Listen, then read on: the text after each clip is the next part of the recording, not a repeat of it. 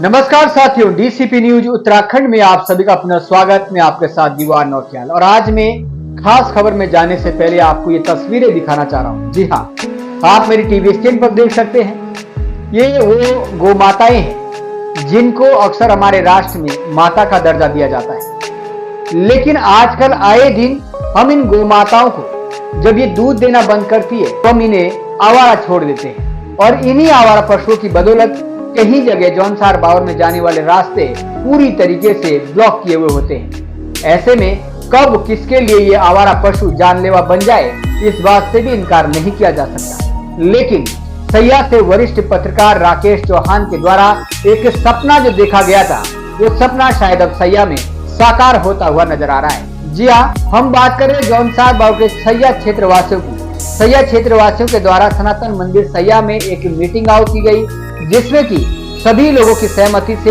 एक समिति गठित की गई। वरिष्ठ पत्रकार राकेश चौहान ने जो लंबे समय से सपना देखा था गौ माताओं के लिए गौशाला बनाने का, वो अब धीरे धीरे साकार होता भी दिख रहा है।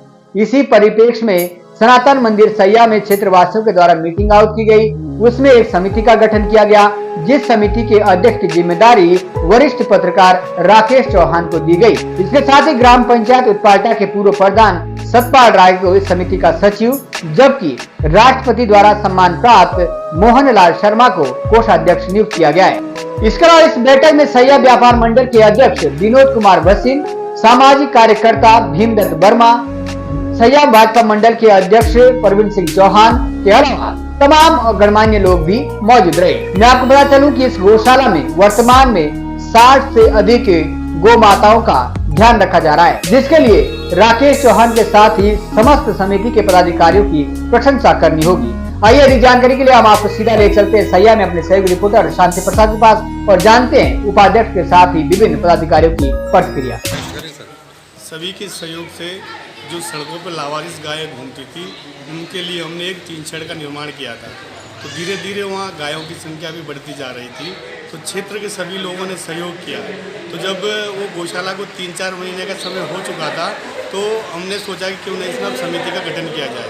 तो समस्त क्षेत्रवासियों की ओर से आज मीटिंग का निर्णय लिया गया था और बैठक रखी गई। तो बैठक में सर्वसम्मति से आज कार्यकारिणी का गठन किया गया।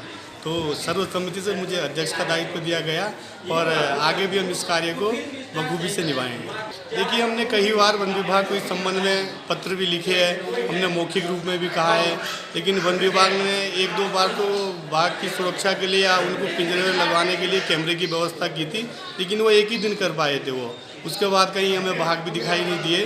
तो हमने वन विभाग से भी कहा है कि भाई वो पिंजरे लगवा के, उन्होंने कहीं दूसरे जगह से बाघ को वहाँ शिफ्ट किया गया है कि भाई वहाँ से पकड़ के वो दूसरे जंगलों में उनको शिफ्ट करें, ताकि हमारे गायों को नुकसान ना पहुँचाएं। समस्त क्षेत्रवासियों के सहयोग से और प्रयासों से गौ सेवा समिति का गठन किया गया और उसके माध्यम से गौ सेवा की व्यवस्थाओं को देखते हुए गौशाला का निर्माण कार्य कराया गया था। उस संबंध में आज से पहले हम लोगों ने पूर्व में हमारी समिति का गठन जब हुआ था, तो राकेश चौहान को हमने इस समिति का अध्यक्ष नियुक्त किया गया था, जिसमें सारे क्षेत्रवासियों का अपना अपना समर्थन था।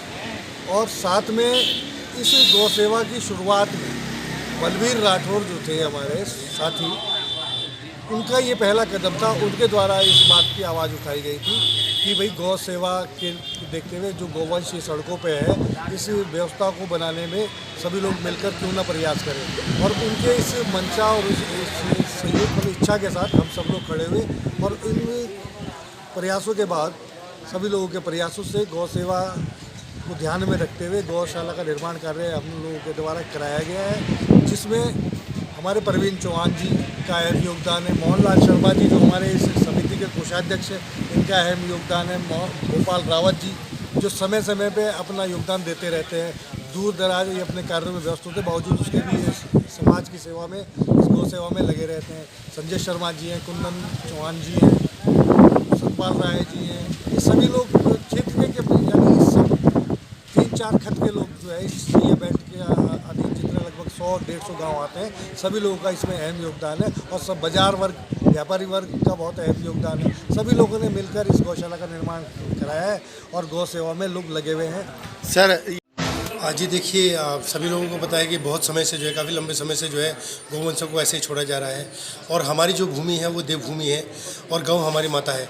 हमारे शास्त्रों में लिखा गया है, ग्रंथों में लिखा गया है, वेदों में लिखा गया है, गाय हमारी माता है, माता स्वरूप है। सारे देवी देवता जो है गायों गौ माता में निवास करते हैं। उसी के परिप्रेक्ष्य में जो सैयद क्षेत्र में भी बहुत सारी गायों को जो है छोड़ा गया था और कोई गाड़ियाँ कभी गाड़ियों से टक्कर खा रही थी, कभी किसी का नुकसान कर रही थी, चोटेल भी हो रही थी।